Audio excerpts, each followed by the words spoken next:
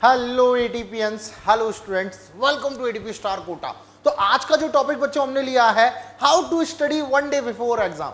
तो बच्चों आज के सेशन में हम बात करने वाले हैं किन किन चीजों का आपको ध्यान रखना चाहिए एक दिन पहले बोर्ड एग्जाम से। देखो क्योंकि अब होने वाले हैं आपके टर्म टू एग्जाम, तो जिसमें आपको रिटन प्रैक्टिस करनी है, तो रिटन प्रैक्टिस में भी आपको किन किन चीजों का ध्यान रखना है उन सब पे आज हम बात करने वाले हैं। तो जो भी लोग नए हैं, जिन्होंने भी अभी तक चैनल को सब्सक्राइब नहीं किया है, please click on the subscribe button and don't forget to click on the bell icon. तो इतनी बात तो आप समझ गए होंगे। तो सबसे पहले तो मुझे कमेंट सेक्शन में बताओ आप लोगों की तैयारी कैसी चल रही है, आपकी प्रिपरेशन अच्छी है या नहीं है। तो जो भी आपके मन में है उस सवालों को कमेंट सेक्शन में जरूर डालें, जिससे मैं पर्सनली उनको रिव्यू कर सकूं कि हाँ बच्चों के साथ क्या प्रॉब्लम अभी बच्चे फेस करते हैं। तो सबसे पहली चीज बच्चों के मन में आती है कि सर एक दिन पहले सारा पढ़ना चाहिए या कुछ सेलेक्टेड पढ़ना चाहिए। देखो ये बातें मैं सारी बताऊंगा, लेकिन उससे पहले एक इंपॉर्टेंट बात ये बताने वाला हूं कि एग्जाम से एक दिन पहले वो कभी नहीं पढ़ना चाहिए जो आपने पहले नहीं पढ़ा। एग्जाम से एक दिन पहले वही पढ़ो जो आपने बार बार पढ़ रखा है। क्यों? क्योंकि जब आप आपकी पढ़ी हुई चीजों को रिवाइज करोगे तो कुछ इंपॉर्टेंट पॉइंट्स आपको और याद होंगे और आपके पास एक जो लूज होने का डर है वो नहीं होगा। क्यों? क्योंकि बात समझो, कोई नई चीज अगर आप पढ़ने लगे और आपको बाई चांस वो नहीं आने लगी, नहीं समझ आने लगी, तो आपका जो मोराल है, आपका जो सेल्फ मोटिवेशन है वो बहुत डाउन हो जाएगा। तो बच्चों यहां पर जो दिक्कत है वो यही है कि अपने को सेल्फ मोराल या फिर मैं कहूं सेल्फ मोटिवेशन डाउन नहीं करना है। एक बहुत इंपॉर्टेंट बात यहां पर मैं आपसे कहूंगा, life has two rules, never quit, और सेकंड रूल है कि भैया ऑलवेज रिमेंबर रूल 1, क्योंकि आपको कभी क्विट नहीं करना है। देखो यार क्विट क्यों नहीं करना, क्योंकि जब आप यहां तक पहुंच चुके हो तो और लड़ाई लड़ो, उन रात के दिनों को याद करो। देखो सपनों को जगाने के लिए, सपनों को हकीकत में बनाने के लिए आपको रातों से लड़ना पड़ता है। तो वो चीज आपको जरूर से जरूर याद रखनी है। अब बात करते हैं कि सर वन डे बिफोर क्या क्या चीजें इंपॉर्टेंट है।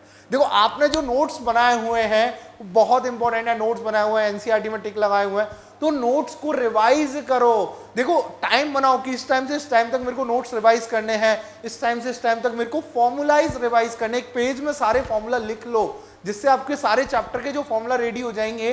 तो आपका काम बचेगा कि भैया पेपर से जाते जाते 10 मिनट पहले मेरे को फॉर्मूला रिवाइज करना है। कैसे करें? बार बार नोट्स को ले नहीं, एक पेज में आपने जो लिख रखे हैं उनको आपको पढ़ना है, उन फॉर्मुलेज को आपको पढ़ना है। थर्ड थिंग बच्चों, टेस्ट पेपर कभी मत देना एक दिन पहले। जो बच्चे टेस्ट पेपर देते हैं उनके साथ दिक्कत ही वही होती है कि वो अपने आप पे शक करने लगते हैं कि सर क्या मुझसे हो पाएगा।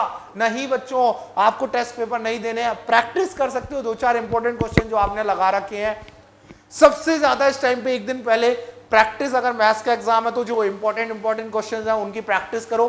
साइंस का एग्जाम है तो बच्चों फॉर्मुले याद करो, रिएक्शंस याद करो। केमिस्ट्री में, बायो में, एनसीईआरटी मतलब जो आपने इंपॉर्टेंट लगा रखे हैं वो पढ़ो। मतलब मैं आपको मोटा मोटा एक चीज बताता हूं, नई चीज नहीं पढ़नी है, टेस्ट पेपर्स आपको नहीं देने हैं। आपको जो इंपॉर्टेंट आपने मार्क कर रखे हैं, जिन भी बच्चों ने शॉर्ट नोट्स बना रखे हैं उनका फायदा भी यहां पर मिलेगा कि भैया टीचर ने जो जो आपको पढ़ाया उन सबको आपने शॉर्ट में लिखा हुआ है 2 पेज में। तो क्या होगा कि भाई आपने 2 पेज में जो लिख रखा है उनको पढ़ने का टाइम आपका क्या हो जाएगा, शॉर्ट हो जाएगा। और जब टाइम शॉर्ट हो गया तो आप कम टाइम में ज्यादा से ज्यादा रिवाइज कर सकते हो। अब मैं आपको बताता हूँ, एक दिन पहले सुबह आराम से उठो, 5-7 बजे तक आराम से उठ जाओ। उसके बाद आप पढ़ने बैठो नोट्स, 2-2.5 घंटे में नोट्स पढ़ो, ठीक है। उसके बाद आप मैथ्स का एग्जाम है तो क्वेश्चन प्रैक्टिस, इंग्लिश का एग्जाम है तो क्वेश्चंस याद जो आपको करने हैं उनको भी याद करना स्टार्ट करो कि भैया ये जो इंपॉर्टेंट क्वेश्चंस हैं इनको मैं एक बार और याद कर लेता हूँ। फिर दोपहर में अच्छा खाना खा के 1 घंटे की नींद लो, फिर उसके बाद वापस लग जाओ प्रैक्टिस पे। जितनी आप प्रैक्टिस करोगे उतना आप अच्छा रिजल्ट ला पाओगे। और कभी भी अपने आप से क्विट नहीं करना है कि नहीं मेरे से नहीं हो पा रहा, मैंने छोड़ दिया, एग्जाम में होगा देखा जाएगा। नहीं, जब तक लड़ते रहो जब तक आपके पास टाइम है, जब तक लड़ो तब तक आपके पास टाइम है।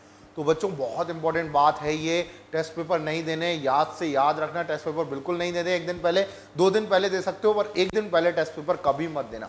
फॉर्मूला बुक बना लो, फॉर्मूला एक चार्ट बना लो, उस फॉर्मूले में मुश्किल से मुझे लगता है कि 20 से 25 मिनट से आपके इससे ज़्यादा लगेंगे फॉर्मूला चार्ट बनाने में। उस फॉर्मूला चार्ट को अपने हमेशा अपने पास रखो, पेपर से पहले फॉर्मूला चार्ट एक बार पढ़ के जाओ, उसको वहीं फाड़ के बाढ़ में डाल जाओ कि भैया फॉर्मूला चार्ट का हो गया काम, अब मैं पेपर देने अच्छे से जा रहा हूं।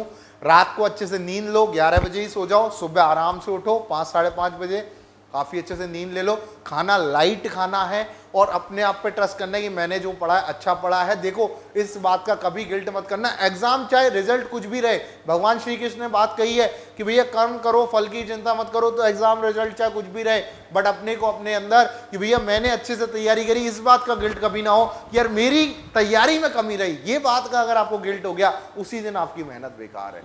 तो wish you all the best for your exam, अच्छे से तैयारी करो। कमेंट सेक्शन में जरूर से जरूर बताओ कि भैया आपकी तैयारी कैसी चल रही है। और भी अच्छे सेशंस हम लाते रहेंगे, मिलेंगे आगे आने वाले सेशंस में। और जो भी लोगों ने अभी तक चैनल को सब्सक्राइब नहीं किया है, चैनल सब्सक्राइब करो। और यहाँ तक वीडियो देखने के लिए बहुत बहुत धन्यवाद। Thank you all of.